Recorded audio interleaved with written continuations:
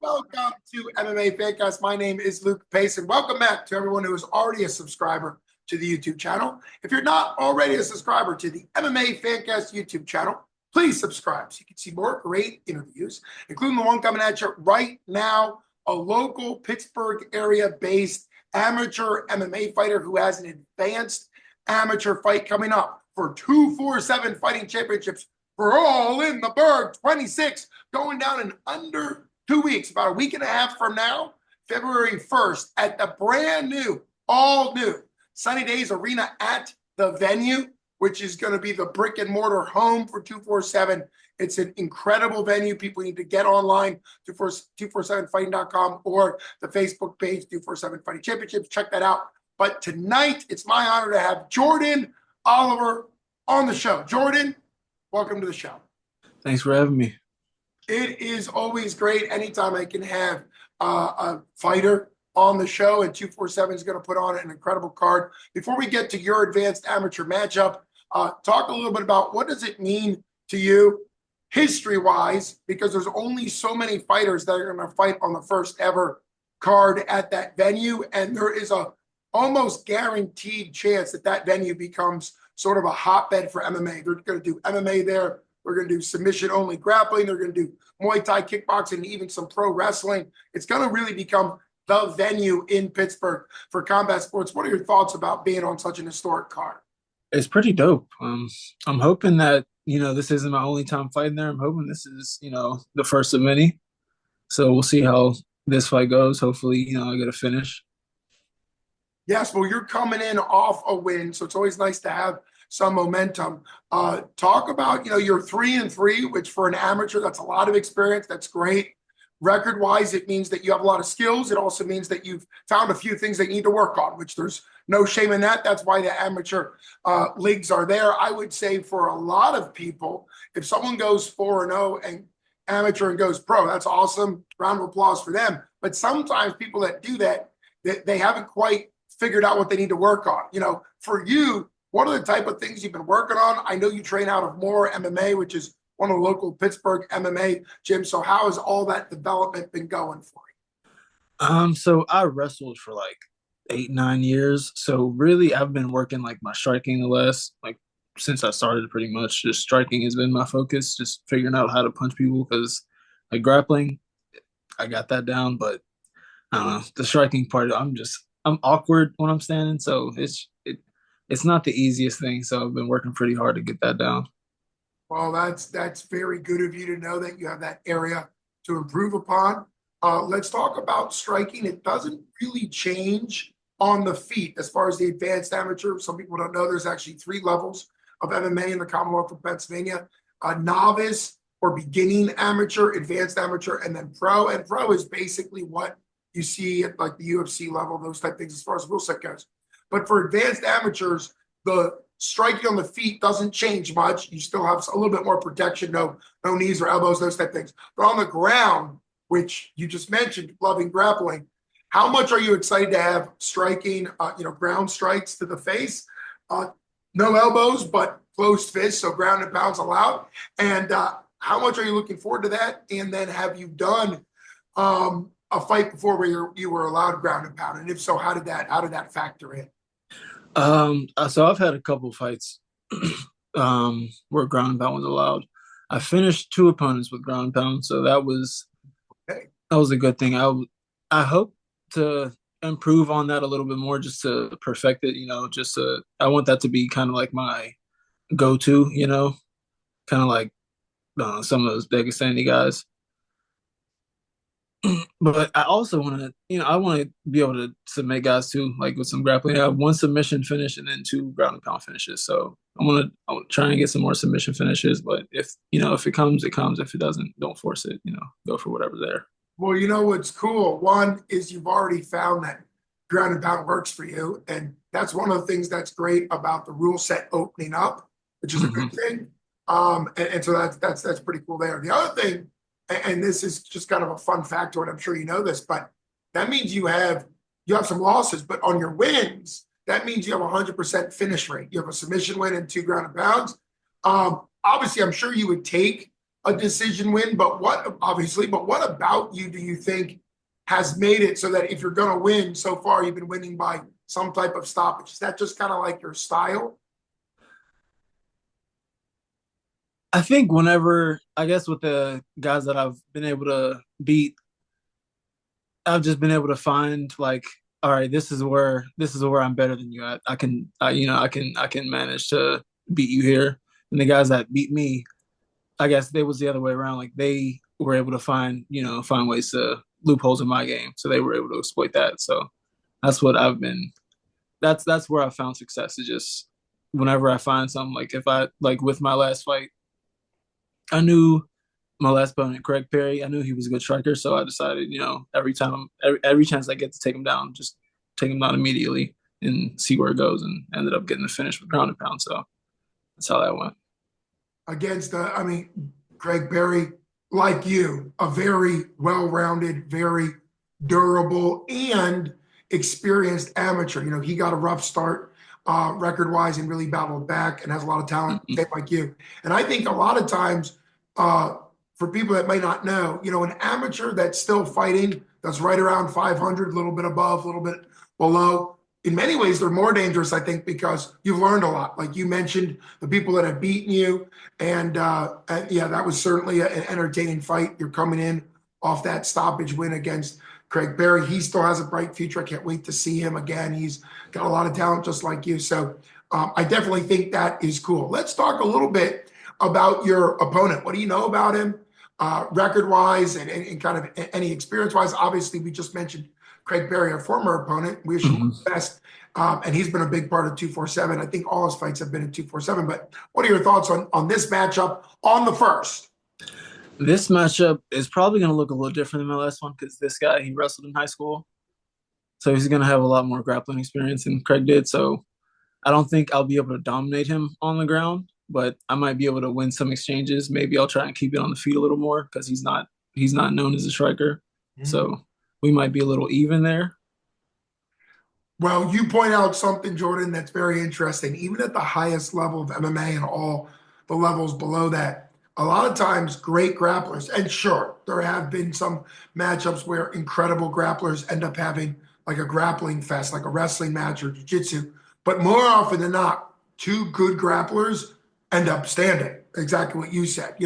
And sometimes two great strikers end up on the ground because one of them decides, hey, let's. So it is interesting to point that out that you've been very humble and upfront with the fact that you've been focusing on your striking game. It's only a matter of time before you fight a grappler who has a slight edge where you're going to need to take his striking. I personally think that if this is the matchup that does it, then great, right? It gives you an opportunity to work on it. You might be surprised because one of the things I've known, I just was at a Waynesburg University Division III school, but wrestling's wrestling, was just at their senior night yesterday. And one of the things that I realized is that, wrestling experience, whether it's D1, high school, D2, D3, NAIA, any of the JUCO, whatever, is you never really know how the matchup's going to be. And that's with fighting, that's with anything.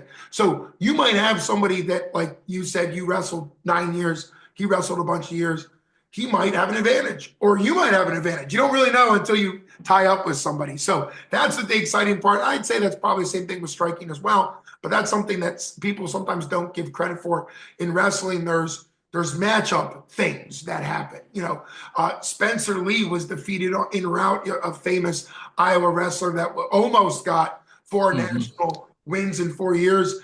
He ended up with 3, which is still incredible. But I think most people would say that the fighter that or the wrestler that beat him probably wouldn't have beat him a bunch more times, but that day they were able to get that win, right? And so obviously, Yeah, I yeah. followed his whole streak. That was Oh, dope. okay, so you know what I'm talking about, and obviously it was a big disappointment when he lost, Oh but yeah, yeah.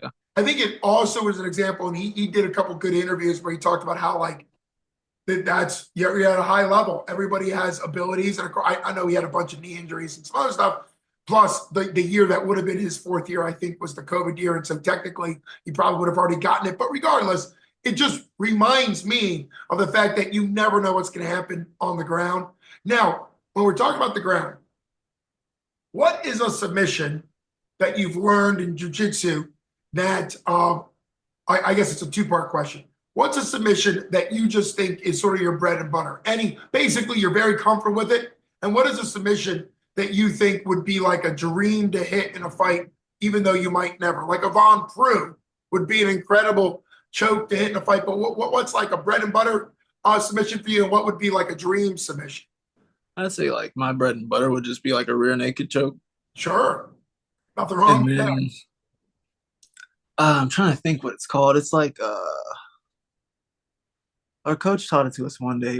He called it like crackhead guard or something. It's like you have your like you got to put your like leg around the dude's head, Okay. like while you're underneath them, and then use your arm. It's I saw it done one time, like in a actual Okay. fight, like I saw it on like YouTube, but I can't remember what the heck it's called. Well, you'll just have to hit it someday in an MMA fight, and then it can be called the Oliver. So you never Yeah, know. There you are. One of the things that's cool about like your coach showing a submission that is a low percentage submission or a very complicated submission is what's cool about jujitsu and also with boxing, but jujitsu specifically is there's layers to it. You might never hit a gogoplata. You might never hit an omoplata. Those are shoulder attacks, which it sounds like that one was more of a choke, but there's shoulder locks that are very hard to hit, but occasionally people hit them.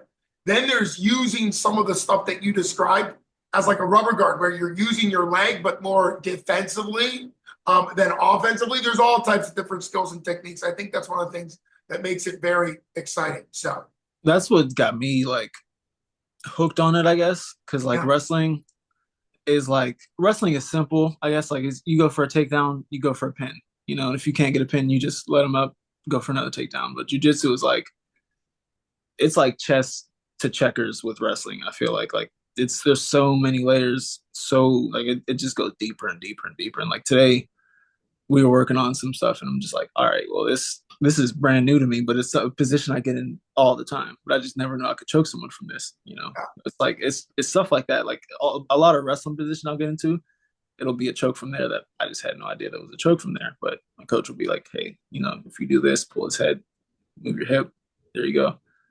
yeah. That's what I Well, about jujitsu a lot. that's one of the reasons why wrestling is still probably the best base for MMA because, like what you just said very well there, wrestlers get in position. Some of the positions you get in, you kind of know. You get in a lot of Kimura positions and shoulder lock positions where you can't finish, but you can like turn somebody with them. And obviously in MMA, you wouldn't turn them. You would go ahead and attack the arm. But I agree with you. I think the vast majority of wrestlers, when I was running an MMA gym, all the wrestlers coming in, and just like you, I'd walk them through common positions, and that goes offensive and defense. As you know, guillotine, unfortunately, is the most Oh common yeah, position for a wrestler to get caught in because it's habit, right? It's not maybe great technique in MMA, but it would be good technique in wrestling. hmm And sometimes people go back to that. So, obviously, I'd always slap on guillotines and kind of teach them, like, you're in danger here. I'm just doing a shot. Yeah, you're in danger. Like, right. so a wrestler has to learn that. But then a lot of times wrestlers get to positions, like you just said, where it's okay to grind somebody. I think, wrestling's beautiful. And I mean, you can ground and pound like you did. But sometimes there's positions where a wrestler could get a finish and they just don't know it's there. So I can't wait to see the evolution of your game. Would you like to make a prediction or something that you think is going to happen in the fight, or what are your thoughts on the fight if you don't want to give a prediction? I'm predicting this will go to a decision. I'm hoping it'll go my way. Okay. So that's what I'm predicting, a decision. But I'm gonna get the W. Well, it's very interesting that a guy with 100% win by finish, all of your wins have been by finish, ground and pound, and submission, that you're calling for a decision. Obviously, we can't wait to see what happens.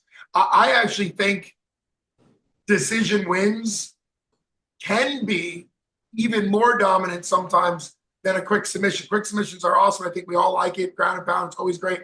But sometimes you're going to be fighting, if you do a decision win, which we don't know what's going to happen.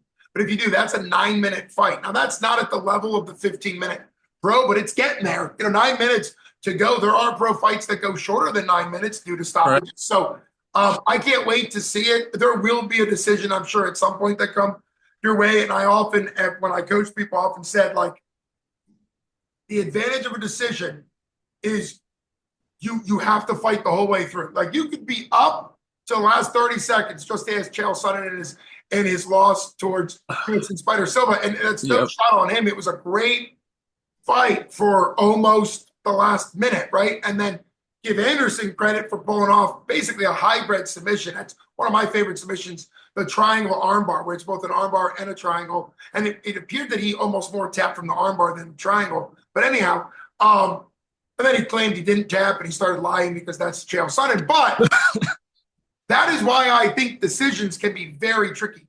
So since you predicted potential of a decision, in your mind, what do you think mentally would be the advantage of getting a win on the other side of a decision? Do you think that would be a confidence boost because you'd have to have been, safe the whole time through? I think so. I think that's why I'm kind of looking for it, because I just want to, I guess, be comfortable in the cage, in that environment, not like I guess like you said, like fight the whole way through. See how I feel in the last 30 seconds. If I can actually push myself the last 30 seconds to, put on the show. Yeah, I mean, it makes sense. I can't wait to see it.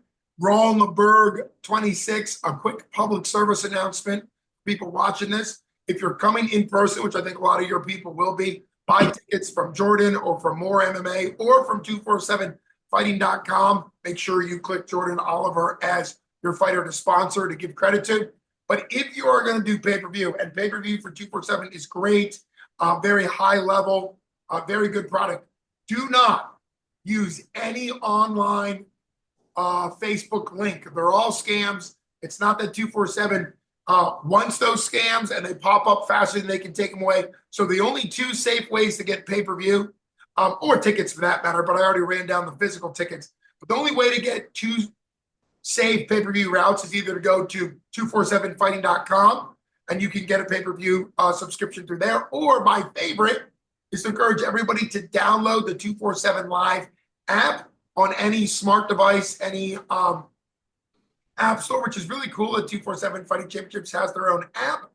There are some free features on that app as far as some of their podcasts and some of their free fights and stuff like that. It's really cool.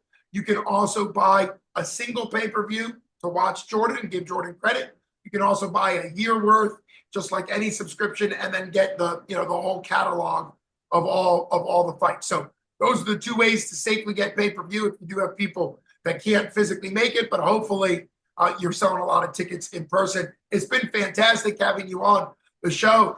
My special guest tonight has been Jordan Oliver with an upcoming MMA fight for 247 Fighting Championships Brawl in the BITB26, February 1st at the brand new Sunny Days Arena at the venue. My name's Luke Payson, as always, with MMA Fancast.